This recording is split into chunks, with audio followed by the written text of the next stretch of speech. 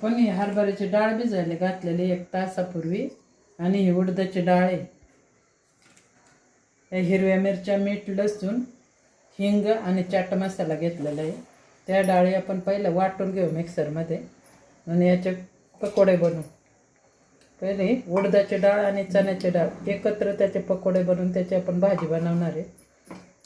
त्या डाळी मी पहिल्या वाटून घेते मिक्सरमध्ये बारीक.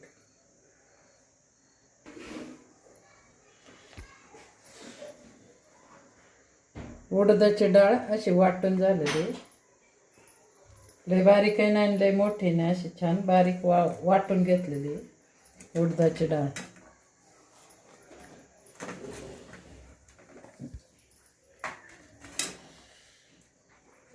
आपण तशाच पद्धतीने वाटून घेऊ.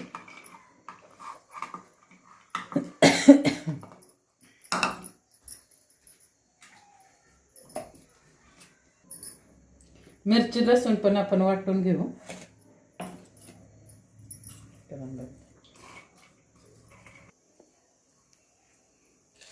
अशा प्रकारे छान अशा डाळी आपल्या वाटून तयार झालेले आहेत. ते आपण मिक्स करून घेऊ.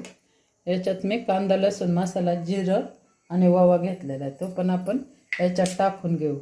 हा थोडासा चाट मसाला आणि हिंग आहे, तो पण आपण याच्यात मिक्स करू. आणि हे कस्तुरी मेथी ही पण याच्यात मिक्स करून घेऊ. चमच्याने चांगलं मिक्स करून घेऊ.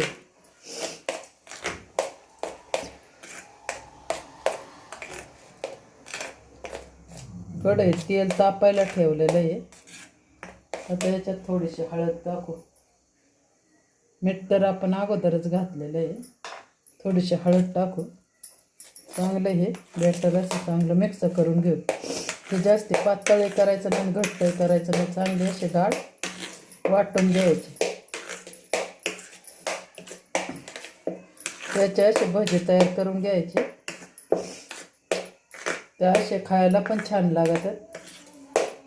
आणि याची ग्रेव्हीची आपण आमटी केली तर त्याच्यातही छान लागतं. याची भाजी म्हणून पण करू शकतो ना, असंही खाता येतात. तेल तापलेले हे वडे सोडून घेऊ आपण. असं चमच्याने छोटे छोटे वडे सोडून घ्यायचे.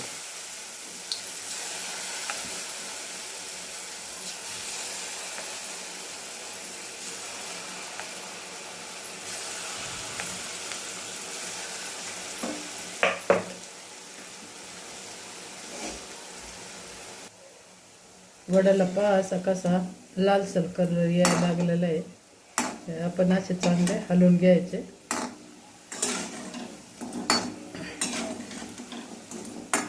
मंद गॅसवर चांगले तळून घ्यायचे, मग ते एकदम असे कुरकुरीत होतात.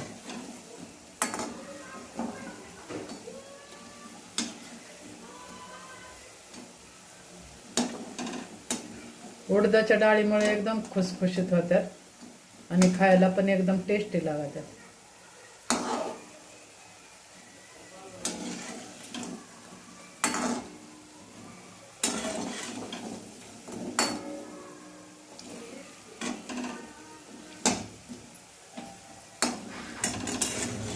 तसं चांगल्या कलरवर काढून घ्यायचं. छान असा कलर आलेला आहे.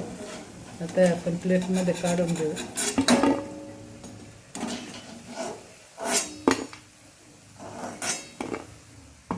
आणि बाकी उरलेले पण अशा पद्धतीने आपण तयार करून घेऊ. करकट असे छान असे गुलाबी कलरवर हे वडे काढून घ्यायचे.